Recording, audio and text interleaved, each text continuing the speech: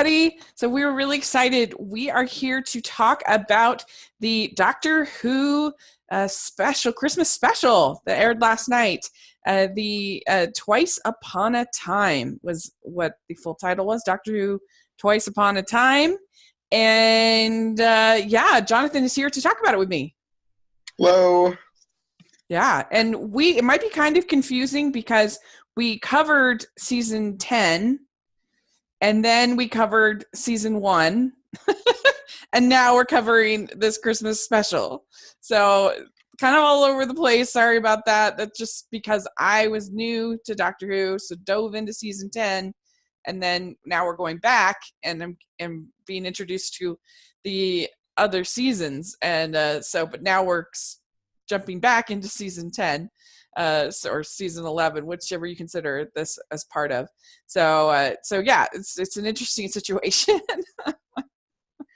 When we started getting to about 10 minutes toward the end and different things started happening, I was like, oh, this is where it's going to get a little dicey with what Rachel has and hasn't seen, because there was a lot of references to things that had happened in the previous few seasons. Yeah. And I was hoping you'd be able to follow it pretty well, and I don't think that it made it too complicated. No, it wasn't. I could follow it, and I know enough kind of about what's happened that I was okay. But what did you think about this? What was your overall feeling about this special? I absolutely loved it. Interesting. I thought it was so good. I was 100% in all the way. I loved it. Okay. I maybe this shows my lack of experience with the show, maybe, but I was kind of meh on it. It was okay. I didn't hate it, but I definitely had some issues. Start off with going back to 709 episodes, going back to the first Doctor and is that his last episode? Yeah, it was going to be, that's his regeneration episode. Yeah, and so he is resisting the regeneration, and we see that was kind of fun to see that throwback, and so we see that little bit, and then we see that the Capaldi Doctor meets the first Doctor, and the time has kind of stopped. And the snow has stopped. Everything is just sort of stopped. What do you think of that setup? I was slightly confused at first, and I realized later on that I think everything was stopping because of the fact that both doctors had kind of decided that they were not going to regenerate. But if they don't regenerate, they're going to die.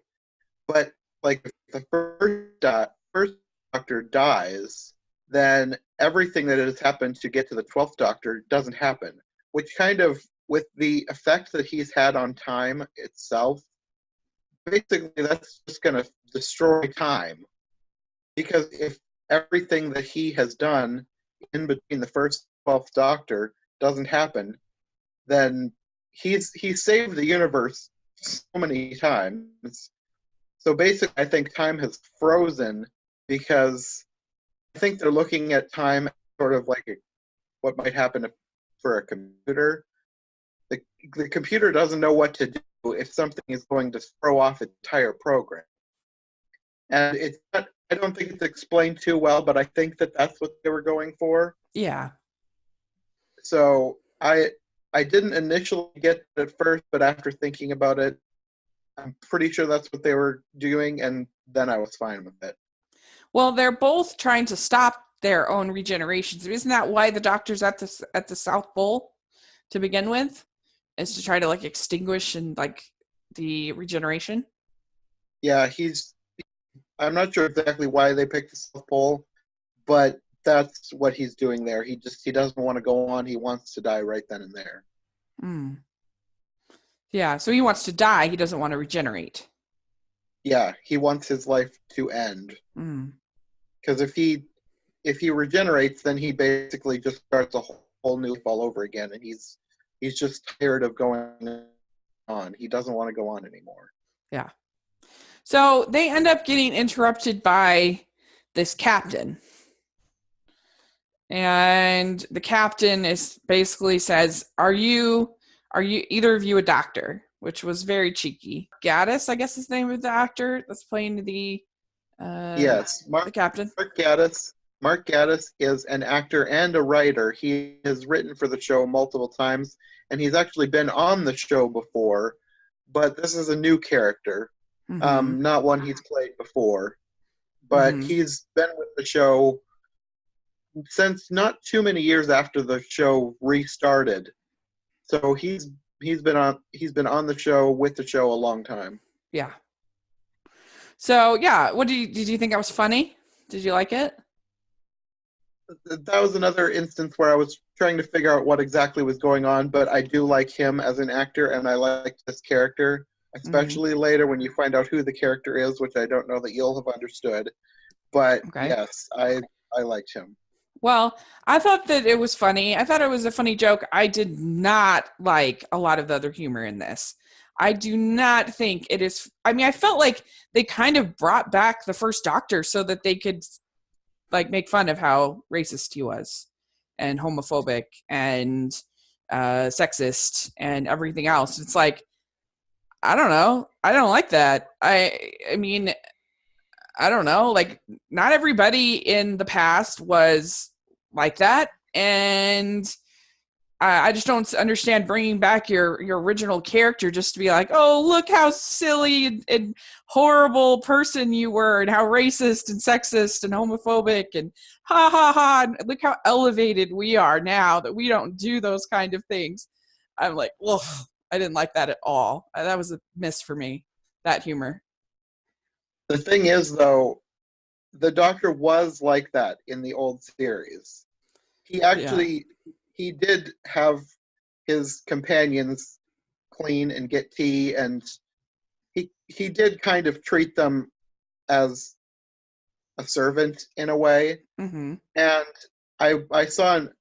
while I was waiting for us to start, I actually went and found an interview with Stephen Moffat that he put up last night, or the Doctor Who channel put up last night. And he said that he had two options when bringing back that Doctor. One was basically to pretend that the Doctor has never had those attitudes before and just pretend that everything we didn't like about the show back then never happened, or sort of embrace the fact that he was like that and have the Doctor now be horribly embarrassed by his attitude in the past, which I thought worked really well, because to me, thinking back about some views that I've had in the past, if I met myself from like 10 years ago and I talked about different views I had 10 years ago, I would be mortified by some of my own views. Mm. And to have that happen to the Doctor, I thought was kind of brilliant, because the first Doctor was not perfect. And people who have those kind of views, I'm not saying that they're awful people, because I know people like that. And they're not innately awful. They don't understand why their views aren't the greatest. Mm-hmm. But to be confronted with the way you used to be, I thought the 12th Doctor's reaction to his past self was kind of brilliant. He was just, the way he was mortified by the views that he'd held so many years ago. I actually really liked that.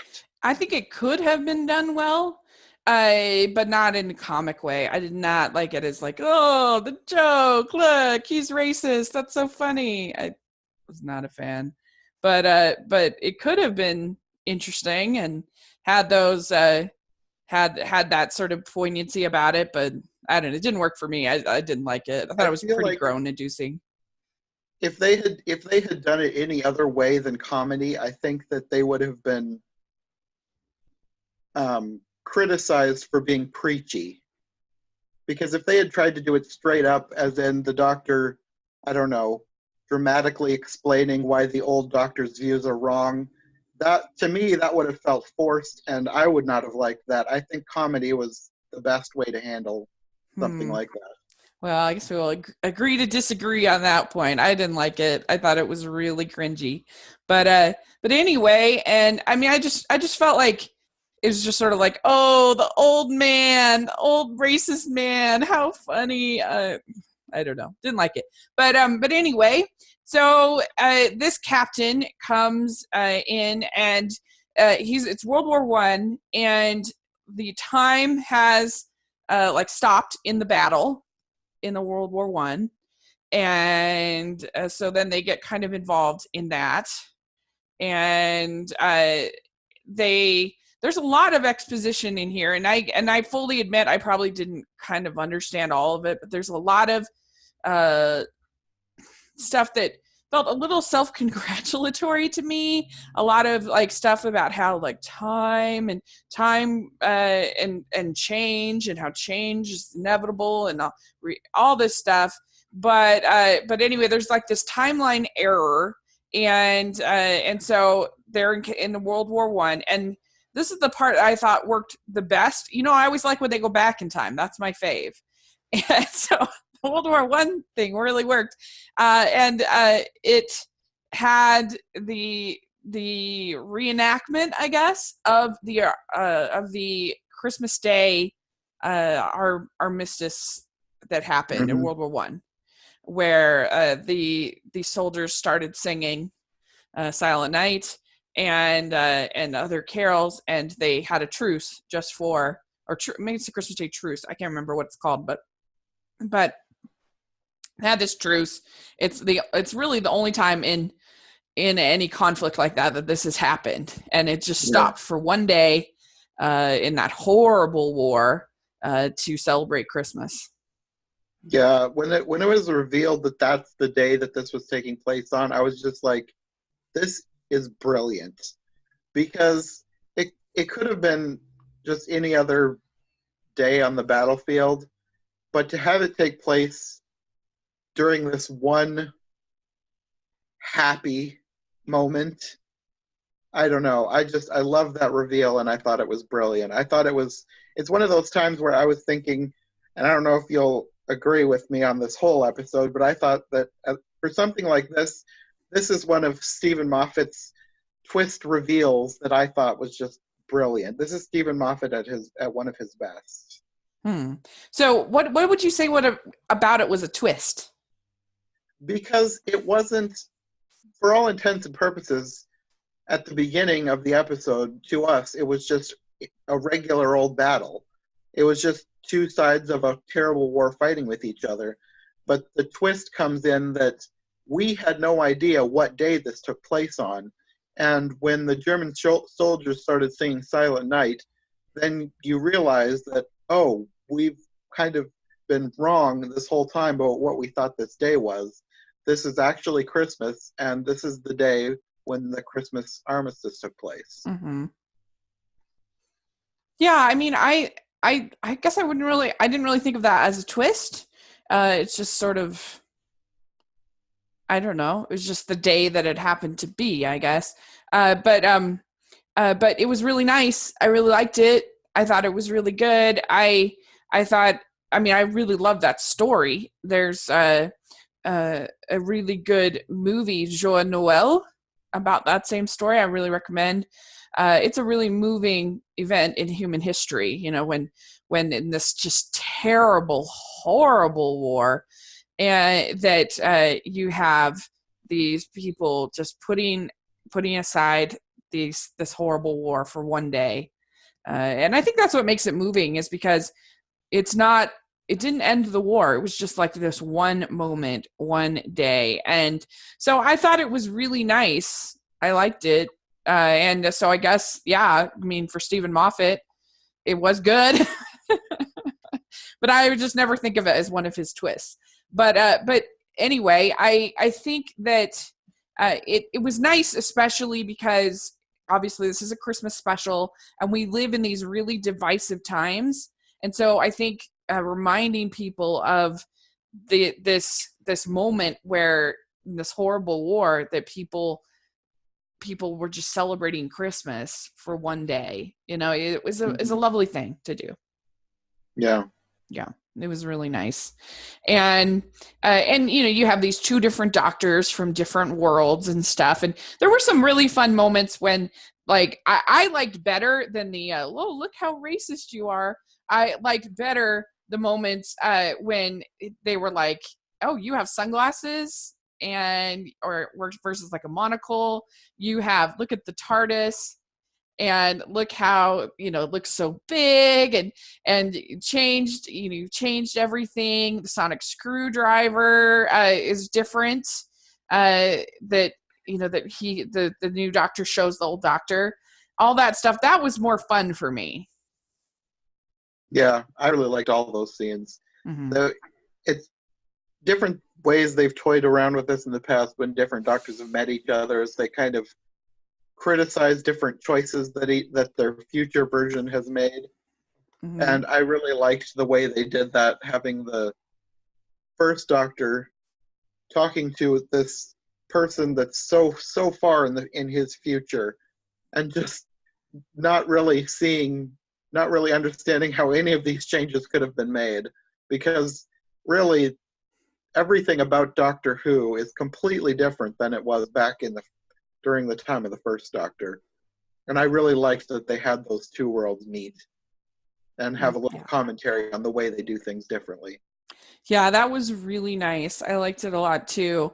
So I think I need a little bit more explanation as far as, so Bill in this special. So she appears, she's so excited to see the doctor, and but the doctor, he's happy to see her and he loves her, but he's not convinced that this is the real Bill. And there's this whole thing called testimony. Can you elaborate on what that was? So as far, I'm going to need to watch this a few times to like 100% figure out what exactly was going on. But as far as I can tell, testimony is a species, either that or they're some kind of artificial intelligence that collect memories and recreate people after they've died.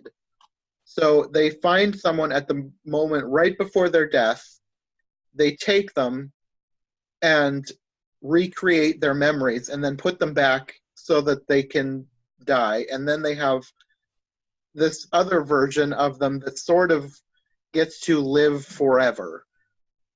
And I think that the Bill that we see in this episode is a recreation of Bill right before, and I'm going to need a little more explanation about this exactly, but I think it's right before she left with Heather, the puddle girl, because she couldn't quite remember what happened to Heather, but she remembered that Heather came and took her.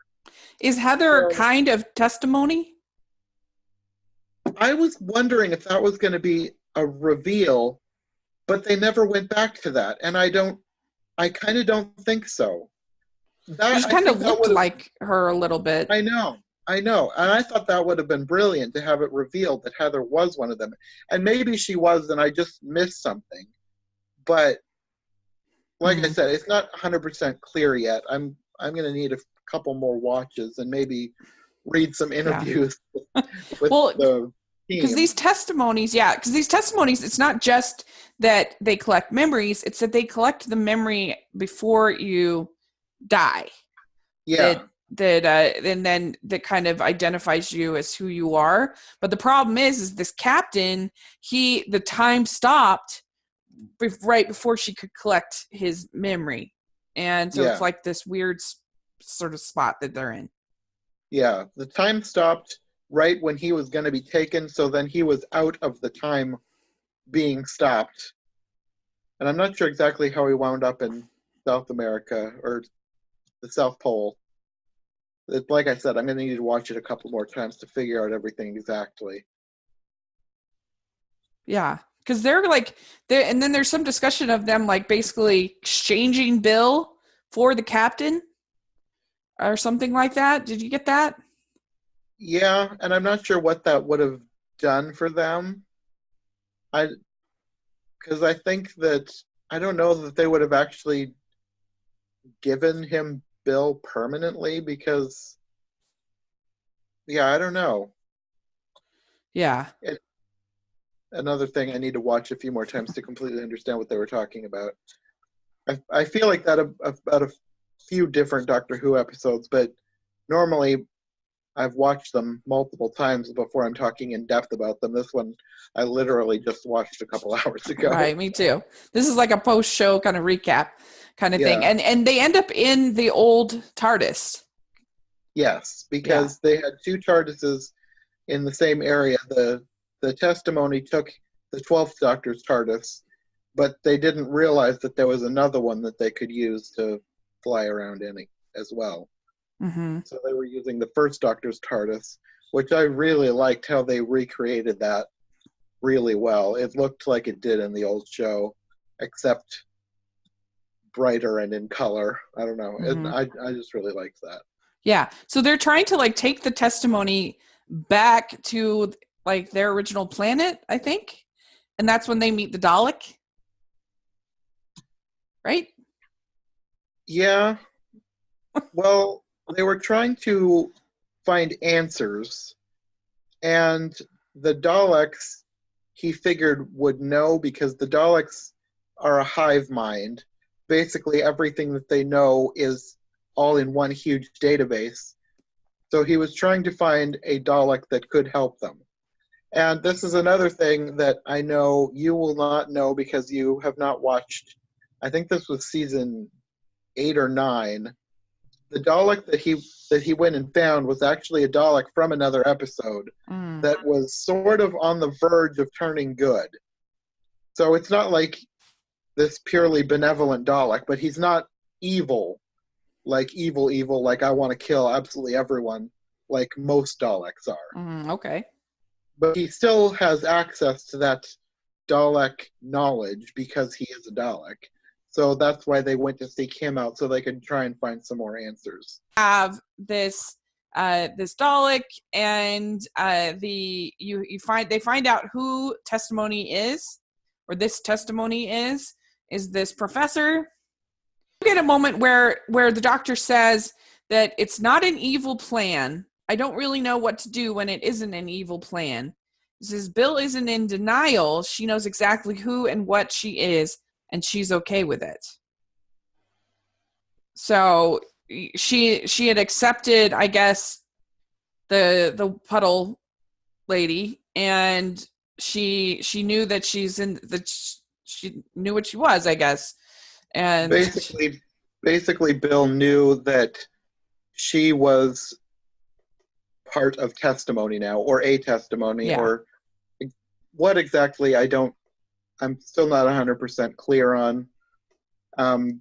She knew that she was not she knew she was not human Bill anymore. She was perfectly fine with being part of this group of aliens, robots. I'm not sure what they were, but she was fine being part of this collective group of beings that were collecting memories, I guess. Mm-hmm. And that was interesting, and I liked that the number one doctor said, by any analysis, evil should always win. Good is not a practical survival strategy. It requires loyalty and self-sacrifice and love. And so why does good prevail? What keeps the balance between good and evil? And basically, like, the answer to that question is the Doctor. At least that's what I thought. Captain revealed himself to be the grandfather of a character who was a huge part of the old series. So for several years in, like, I think the 60s and 70s, the Doctor was stranded on Earth. He had no TARDIS, and he basically worked with UNIT. And his main point of contact with them was someone in UNIT, the Brigadier Alistair Lethbridge Stewart. And this person, who they've just saved, goes on to become his grandfather. So he saved the grandfather of someone who would later become one of his best friends on Earth.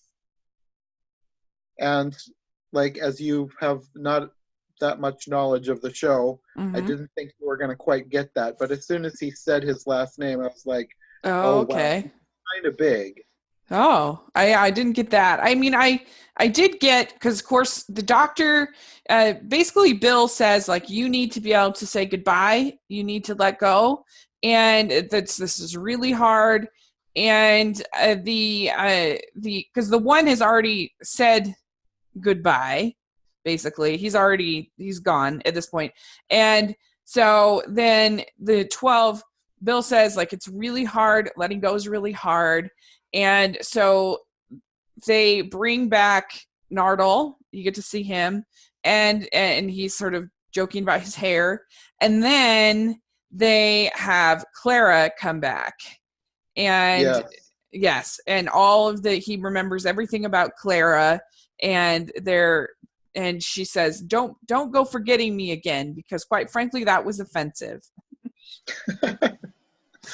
Yeah, So, I really liked that scene. I wasn't sure how much of that you were going to get because you hadn't been around for Clara, but uh-huh. yeah, I really liked that scene. I was glad to see her one last time before 12 was gone. Mm-hmm. It was nice that they were able to bring her back for a cameo. Yeah, and it's basically it kind of it's like kind of reminded me of like the end of Les Mis when all the people that have died come back and are like, okay, Javert, okay, Jean Valjean, you're ready for a break. We're gonna take you now. You fought the good fight. You're done. It's kind of how it felt to me a little bit. The way they've explained on Doctor Who that to regenerate is basically letting your current self die. So it is kind of a death in a way. Even though you go on and become a totally different person, who you are now kind of dies. So it is in a way a death. And they've had other doctors approach regeneration with trepidation because they don't want to die. Uh-huh. So that's where this was going. This is basically he he doesn't want to die, but he also wants to die. Yeah. He's very conflicted in this moment, and I Yeah. really like that they had his former companions come and tell him it's going to be okay. Yeah, that was nice. It was really nice. And he kind of gives a final speech.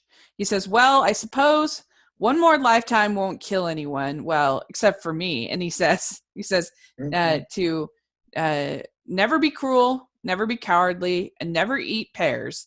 Remember, hate is always foolish and love is always wise. And never tell anyone your name. No one would understand it anyway, except children. Children can hear it. Sometimes, if their hearts are in the right place and the stars are too, children can hear your name. Laugh hard, run fast, be kind. I really liked that scene. Yeah, that was That nice. I just loved his farewell monologue there. That was really great. Peter Capaldi did such a good job with that scene. Yeah. Yeah, it was really nice. And, it seemed to capture his personality throughout at least the season that I saw. Moment where he lets go, and then we see the new doctor. What did you think? I loved that scene so much. That was so good. I wish we could have seen a little bit more of her, but I I really loved the way they did it. And we only got like was it 2 words of dialogue, I think.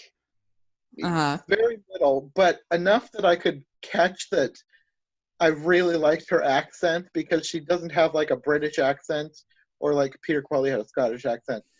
Um, I think I could be wrong. I think it's maybe called a Yorkshire accent. I used to watch a show called The Last of the Summer Wine, Okay.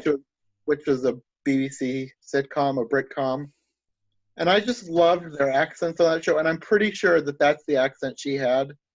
And this is probably a kind of a ridiculous thing to be geeking out over, but I just loved that she had that accent. And I really hope I'm not wrong, and I really hope she has this accent for the series coming forward. It'll give it a little bit of a different flavor because we always have mostly the same accents, and I love that they were giving her this other, Mm-hmm. I think it's northern accent, but I loved it. Yeah.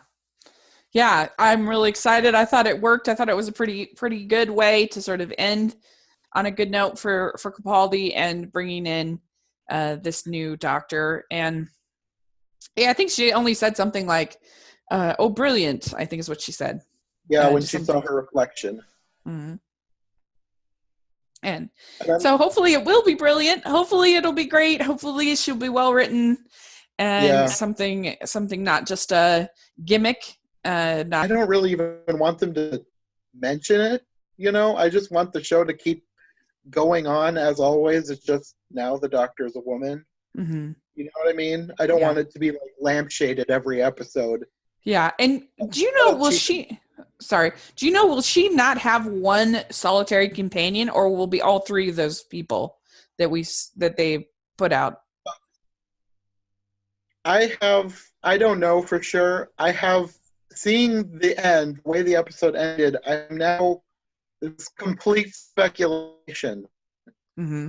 But the fact that they had the doctor meet the grandfather of the brigadier makes me wonder if they're sort of going towards a TARDIS-less season, because it looked like the TARDIS was at least semi-destroyed, and she fell out the door. Like the TARDIS flew away and disappeared without her.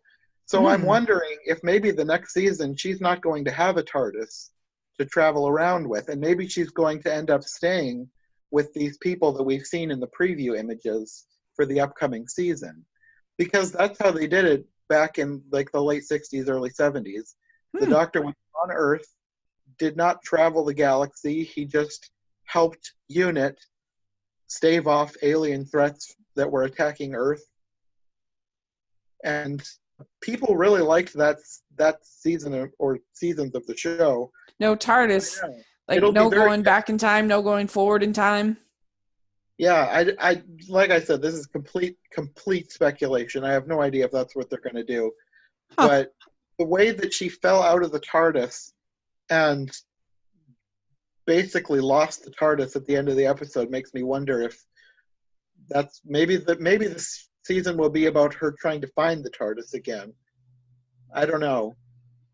Whatever happens is going to be interesting, and I'm excited to find out where they're going to take this. Yeah. Yeah, it will be really interesting. I didn't even know that was a thing, a possibility. I just assumed somehow she'd find it again, or maybe because there's like because she was, or I don't know, maybe I don't know, it never even occurred to me. So that's really interesting. And yeah, we'll see what happens. I'm excited. Yeah, they really put in that effort to make the writing good. And but I think she'll be great. Yeah, I already love her, even though she only said 2 words. I don't know, her facial expressions, her body expressions, everything about the way she was acting made me think that I'm really gonna like her upcoming as the Doctor. Yeah. Oh, cool. Well, great. Well, we'll be excited to cover that. Should again find out, but I don't think they gave a specific date. It's going to be this year sometime, and I think it's going to be in the spring, but I don't know exactly when. Okay. Makes sense. All right. Well, cool. Well, we will get back now. Once the holidays are over, get back to rewatching. So we'll start season 2. And that'll be really fun. So let us know in the comments section what you thought of this Christmas special. If you enjoyed it, if you were met on it, or if you didn't like it, put in the comments section, let us know. And yeah, thanks so much. If you were going to score like 1 to 10, what would you give this one? I think I would give it a 9 or a 9.5. I want to give it a perfect score, but I guess because of the fact that everything wasn't immediately clear to me, and I'm going to have to watch testimony stuff to figure out exactly what was going on in some parts. I feel like I can't quite give it a perfect score, but as far as pure enjoyment, I loved the episode, so I feel like it needs to be really high for me. Cool. Awesome. I would give it like a 7.5. I think I'd give it. Okay. And that's coming from a person who maybe didn't quite get everything. So Yeah. take it with a grain I of salt. think- yeah. So, but that did really annoy me about and I also feel like who are we in such divisive times to be like, we're so much more elevated than like the people in the past. It's just what lens you're looking through, that we still have some of those same problems even now. But I get that. I don't think that's what they were going for, though. yeah, Because of the fact that it was the doctor looking at his own past self. If it had been a different character, then I would understand exactly where you're coming from. mm-hmm. But because at least me thinking back to how I used to think about some things in the past, if I met a past version of myself, I would not like how a past version of myself thought about many things. Yeah. And I totally get where the doctor is coming from. Meeting someone who he doesn't agree with how he used to think in certain areas. Yeah. Makes sense. I can see that. So, all right. Well, thanks so much. Where can people find you? You can find me on YouTube and pretty much any social media at John J. North. Yeah, definitely. I'll have that link in the description section. And you can find me at Rachel's Reviews here on YouTube. And I just published yesterday my video on ranking 41 animated films from 2017. I bet you didn't even know that there were 41 animated films, but there were. And I ranked them. And it was really fun. So check that out. And we have a lot of fun stuff coming up this week. We're going to be talking a bunch of best of the year lists and thoughts and fun stuff. And so it's going to be good. So thanks again. I really appreciate you joining me. And we will be talking Doctor Who again soon. Okay. Thanks for having me. It was really fun. Yeah. Bye.